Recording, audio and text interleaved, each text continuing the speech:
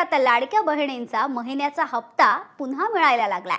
डिसेंबर महिन्याच्या हप्त्याच्या वितरणाला आजपासून सुरुवात झाली आहे। बंधू भगिनींनो, विधानसभेच्या निवडणुकीमध्ये ज्यावेळी प्रचंड मोठं बहुमत हे महायुतीला मिळालं, काही लोक म्हणायला लागले आता बघा या भाजपवाल्यांच्या 137 जागा आल्या, आता हे पहिलं काम काय करतील, लाडकी बहीण योजना बंद करतील।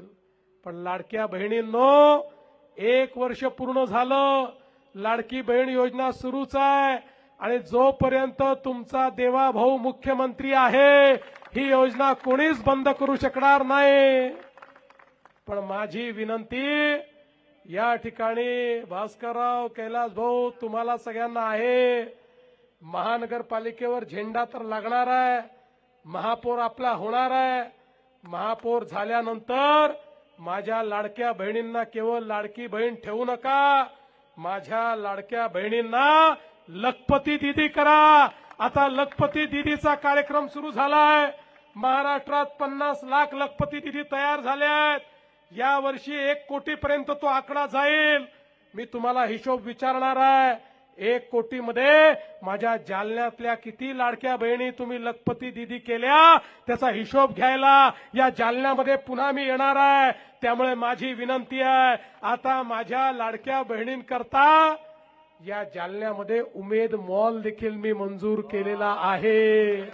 उमेद मॉलच्या माध्यमातून केंद्रावर जाल, इकडे तिकडे काही पाहू नका, जिथे बटन दिसेल कमळाची ती बटन दाबा। आम्हाला ती घरं देता आली नाही, याचं कारण असं झालं, आमच्या लक्षात आलं झोपडपट्टीमध्ये राहणारे जे लोक आहेत, जे गरीब लोक आहेत, या झोपडपट्टीमध्ये राहणाऱ्या लोकांना त्यांच्या जमिनीचा मालकी हक्काचा पट्टा नाही, त्यांच्याकडे पीआर कार्ड नाही, त्यामुळे त्यांना त्या ठिकाणी घरांचा फायदा देता येत नाही।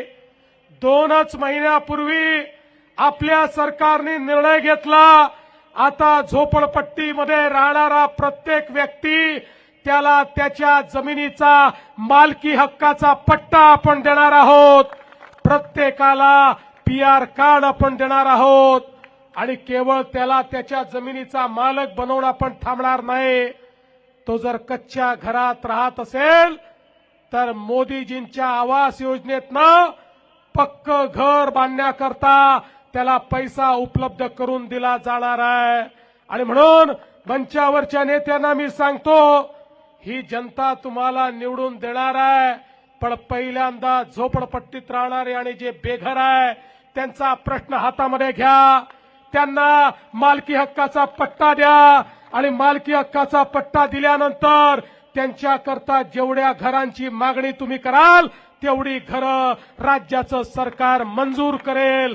या जालन्यामध्ये एकही माझा परिवार हा कच्च्या घरात आणि झोपडीत राहणारा यापुढे आपल्याला पाहायचा नाही, सगळ्यांना त्यांचं पक्क घर आपल्याला द्यायचं आहे।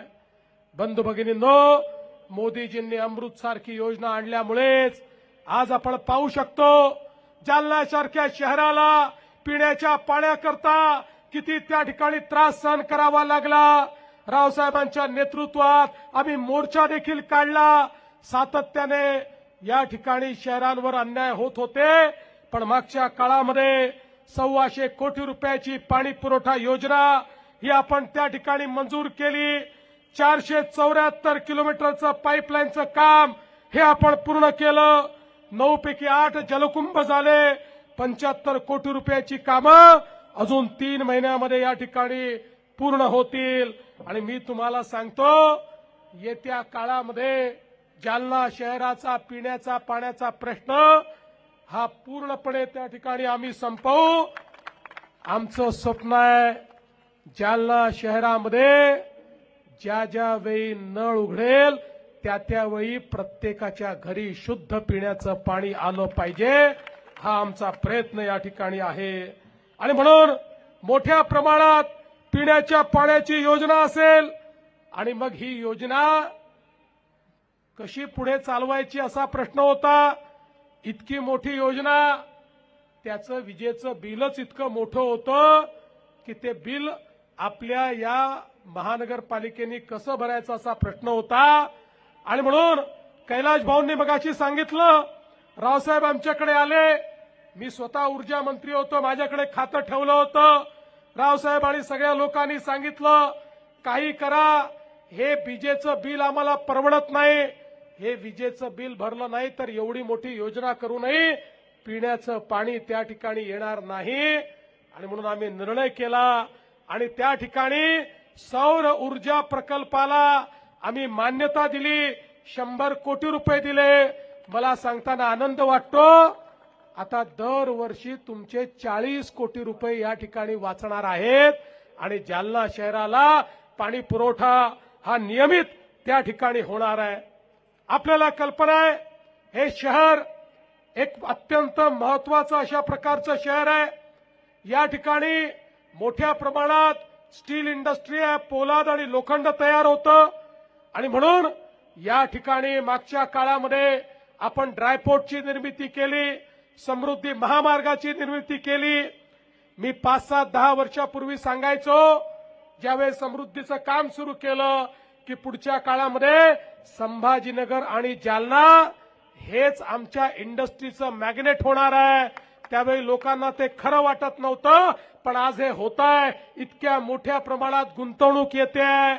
आमच्या कुटुंबातल्या मुलांच्या हाताला यापुढे काम मिळणार आहे आणि त्याकरता खऱ्या अर्थानं मोठ्या प्रमाणात ड्रायपोर्टचं काम आपण केलं.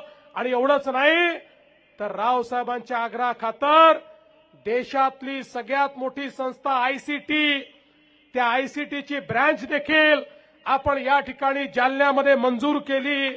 100 कोटी रुपयाचा रिंग रोड असेल, अंतर्गत रस्त्यांकरता, कॉन्क्रीट रस्त्यांकरता पैसे असतील, रेल्वेच्या विकासाकरता रेल्वे स्थानकाला 175 कोटी रुपये असेल, जालन्याचं मेडिकल कॉलेज असेल, या ठिकाणी वेगवेगळ्या प्रकारचे रस्ते जे रावसाहेबांनी सांगितले ते सगळे रस्ते असतील, रस्त्यांचं चौपदरीकरण असेल, कॉन्क्रिटीकरण असेल, जालना खामगाव रेल्वे मार्ग असेल, वेगवेगळ्या कामांचा हिशोब जर लावला तर मोठ्या प्रमाणात बबनरावजींनी सांगितलं या ठिकाणी कामं आपण केलेली आहेत.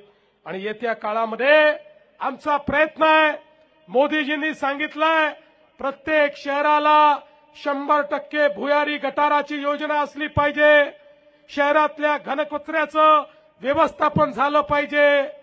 आजपर्यंत आपला कचरा ही आपल्यावरची एक लायबिलिटी होती. कचरा ठिकठिकाणी पडला असायचा, नाहीतर कुठेतरी नेऊन डंप केला जायचा, तिथनं वास, तिथनं घाण, तिथनं गॅसेस, तिथनं प्रदूषण हे तयार व्हायचं. मोदीजींनी स्वच्छ भारतच्या अंतर्गत आपल्याला पैसे दिले आणि सांगितलं आता कचरा म्हणजे कचरा नाही आहे, कचरा म्हणजे ही संपत्ती आहे. आता कचऱ्यावर प्रक्रिया करून त्यातनं कोळशासारखे पॅलेट्स तयार होतात, ज्यातनं वीज निर्मिती आपल्याला करता येते. आता कचऱ्यापासून खतांची निर्मिती आपण करतो, आता कचऱ्यापासून विद्युत निर्मिती आपण करतो. त्यामुळे प्रत्येक शहरातला कचरा हा 100% उचलला गेला पाहिजे आणि तो डंप न करता त्याच्यावर प्रक्रिया झाली पाहिजे. या जालना शहरामध्येही अशाच पद्धतीनं कचऱ्यावर प्रक्रिया करून जालना शहराला कचरा मुक्त करण्याचं काम हे पुढच्या काळामध्ये आपल्याला करायचं आहे. निवडणुकीसाठी प्रचार सभा घेण्यात आली आणि या प्रचार सभेमध्ये मुख्यमंत्री देवेंद्र फडणवीस यांनी लाडक्या बहिणीसाठी एक महत्त्वाचा जो मुद्दा आहे तो मांडलेला आहे. व्हिडिओ बघितला नसेल तर व्हिडिओ पूर्ण बघून घ्या, जेणेकरून तुम्हाला जी माहिती आहे ती समजणार आहे.